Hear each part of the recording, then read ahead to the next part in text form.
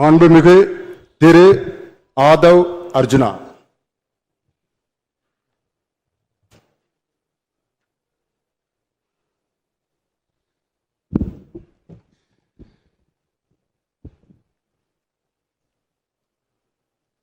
சட்டமன்ற பேரவையின் உறுப்பினராக தேர்ந்தெடுக்கப்பெற்ற ஆதவ் அர்ஜுனா என்னும் நான் சட்ட முறைப்படி நிறுவப்பெற்றுள்ள இந்திய அரசமைப்பு சட்டத்தின் உண்மையான நம்பிக்கையும் பற்றுறுதியும் கொண்டிருப்பேன் என்றும் இந்திய நாட்டின் இறையாண்மையும் ஒருமைப்பாட்டையும் நிலைநிறுத்துவேன் என்றும் நான் மேற்கொள்ள இருக்கும் கடமையை நேர்மையுடன் நிறைவேற்றுவேன் என்றும் உளமாற உறுதி கூறுகிறேன்.